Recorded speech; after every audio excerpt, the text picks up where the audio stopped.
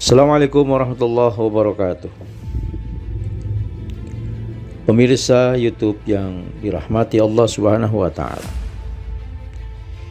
Di antara ulama Indonesia yang bertaraf internasional adalah Syekh Nawawi Al-Bantani. Karena keluasan ilmunya, beliau diakui oleh ulama dunia. Bahkan beliau pernah ditunjuk sebagai imam besar Masjidil Haram, menggantikan Syekh Ahmad Khatib Asy-Syambasi. Syekh Nawawi dikenal dengan gelar Al-Imam Al-Fahamah Al-Mudaqqiq. Maksudnya, ilmuwan yang mendalam ilmunya serta diikuti banyak orang pemahamannya. Di kalangan masyarakat di Arab Saudi, Syekh Nawawi dikenal sebagai Sayyid Ulama Hijaz. Sedangkan di Indonesia, dia dikenal sebagai Bapak Kitab Kuning Indonesia.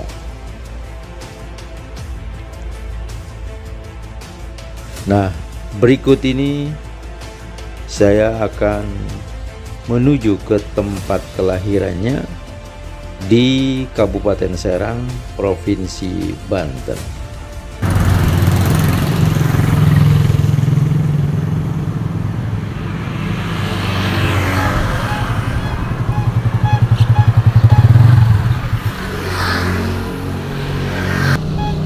Alhamdulillah udah sampai Desa Babulat, Kecamatan Kemiri.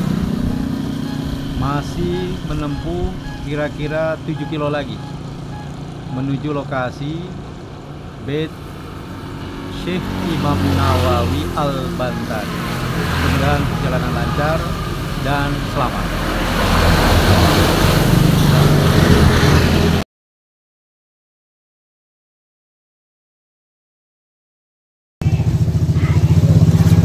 Alhamdulillah wa syukurillah, alhamdulillah sampai juga di Tanara, Serang, Banten, tempat kelahiran imam besar, ulama yang berskala nasional dan internasional, yaitu Syekh Imam Nawawi Al-Bantani.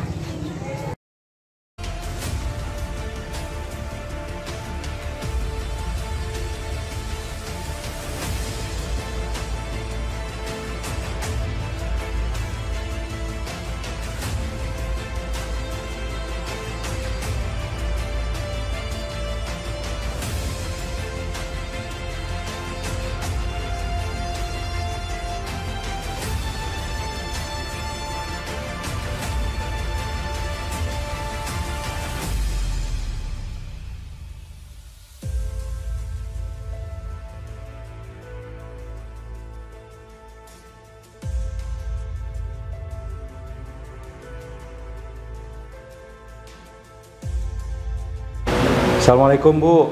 Assalamualaikum. Waalaikumsalam. Saya Hersani dari Jakarta. Ibu siapa? Ibu Juju. Ibu Juju dengan hubungannya dengan Syekh Nawawi Al-Bantani? Iya. Sebagai apa? Kalau ibu saya yang masih pernah buyutnya. Iya, berarti Ibu masih keturunannya. Iya. Terus yang berikutnya lagi, saya mau tanya, ini ruangan apa nih? Ini tempat kelahirannya. Oh, tempat kelahiran. Ya, tempat kelahirannya beliau. Hijaz sebutannya ya, didapat gelarnya Sayyidul Ulamaul Hijaz Syekh Imam Nawawi Al-Bantani. Nama kampungnya? Tanara.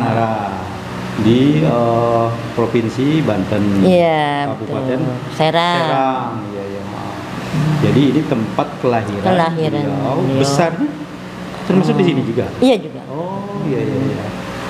Kemudian kalau makamnya? Makamnya di Mekah, di Maklah. Ya. Terima kasih nih Bu atas penjelasan Ibu. Iya. Assalamualaikum. Waalaikumsalam warahmatullahi wabarakatuh. Udah gitu doang. Iya. Tidak jauh dari tempat kelahiran Syekh Nawawi Al-Bantani, ada sebuah masjid yang bernama Masjid Agung Tanara Syekh Imam Nawawi Al-Bantani. Masjid tersebut termasuk masjid tua dan bersejarah. Hal itu disebabkan karena pertama, arsitektur dan aksesoris yang terdapat di masjid ini mirip dengan Masjid Agung Banten. Kemungkinan sang raja memerintahkan seorang arsitek dari Tiongkok untuk membangun masjid ini. Bahkan masjid ini tergolong lebih dulu dibangun daripada Masjid Agung Banten yang terletak di Banten Lama. Sebab Masjid Banten didirikan pada masa pemerintahan Sultan Maulana Yusuf yang memimpin Banten sejak tahun 1570 sampai 1580. Dan beliau adalah putra Sultan Maulana Hasanuddin.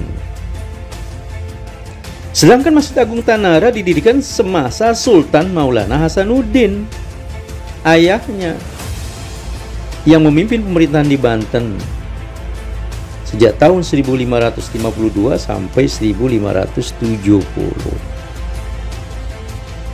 Jadi jelas bahwa Masjid Agung Tanara kalau dilihat dari sejarahnya ya lebih dahulu daripada Masjid Agung Banten tentang keberadaannya. Kemudian yang kedua, di dekat masjid terdapat makam putra Hasanuddin yaitu Pangeran Sunyararas, hasil dari pernikahan dengan putri dari Demak. Lalu yang ketiga, di bagian atas dinding pintu masuk serambi bagian dalam masjid terdapat 3 ukiran batu bergambar lambang kerajaan, yaitu ukiran mirip ujung tombak, ukiran mirip burung Garuda, dan ukiran mirip pisau. Semuanya simbol kerajaan Banten yang bisa kita temui di komplek makam Sultan Maulana Hasanuddin di Banten Lama. Di samping itu, secara umum arsitektur dan aksesoris masjid juga tak jauh beda dengan Masjid Agung Banten. Assalamualaikum Pak, saya dari Jakarta. Bapak dengan siapa nih? Dengan Mas Siraj. Mas Siraj, saya Hersani. Ya. Bapak di sini sebagai merbot masjid. Ini masjid apa namanya Pak? Masjid Agung Tanara, Masjid Agung. Masjid Agung Tanara. Tanara. Tanara. Tapi ada tulisan Syekh Nawawi. Iya, Syekh Nawawi itu kan namanya kan lihat beliau ada di sini. Jadi ya dianuin lah Syekh. Jadi Masjid Agung Syekh Nawawi Tanara Al-Bantani. Al-Bantani ya, Syekh Nawawi Al-Bantani Tanara. Tanara itu nama kampung. Kampung ini Tanara. Kabupaten itunya Kabupaten Serang. Oh iya ya. Kalau ini memang peninggalan lama ini ya. Lama. Oh iya. Jadi kalau tiang udah diganti Pak. Oh, tiangnya diganti. Di bawahnya tuh udah diganti. Iya memang 3 tahun lalu lah. Oh gitu. Udah lama. Memang saya lihat pintu-pintunya juga masih asli ya Pak ya. Iya. Karena ini kan yang satu kena rayap, satu jadi begitu, jadi bikinin lagi. Nah ini depan masjid ini tempat kelahiran Syekh Nawawi. Jadi nggak begitu jauh dari sini Pak ya? Nggak jauh. Ada kurang lebih 150 meter. 50 meter. Oh iya. Ulama kelahiran Banten itu mempunyai kiprah keilmuan yang luas dengan menulis kitab tidak kurang dari 115 kitab yang membahas berbagai bidang ilmu pengetahuan. Antara lain ilmu tafsir, ilmu tauhid, ilmu tasawuf, ilmu hadis, ilmu fiqih, dan lain-lain. Buku-buku karya ilmiah Syekh itu selain diterbitkan di Mekah Al-Mukarramah juga di Kairo, Mesir.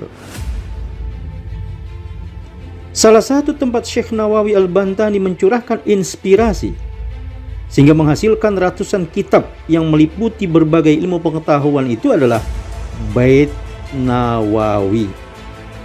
Bait artinya rumah. Jadi Bait Nawawi, rumah Nawawi. Di rumah itulah beliau tinggal dan sekaligus menyebarkan kajian keislaman. Bait Nawawi terletak di kampung pesisir Desa Pedalaman, Kecamatan Tanara, Kabupaten Serang, Provinsi Banten. Jarak Bait Nawawi dengan tempat lahirnya kurang lebih 500 meter. Bentuk bangunannya saat ini menyerupai masjid. Di dalamnya terdapat kitab-kitab karya Syekh Nawawi Al-Bantani. Bait Nawawi kini telah menjadi cagar budaya Kabupaten Serang sebagai salah satu situs sejarah yang diresmikan oleh pemerintah, dalam hal ini Dinas Pendidikan dan Kebudayaan Kabupaten Serang. Salah seorang pengurus Bait Nawawi mengatakan bahwa Syekh Nawawi pernah tinggal di Bait Nawawi ini, namun berapa lama tinggal di Bait itu dia tidak mengetahui secara pasti.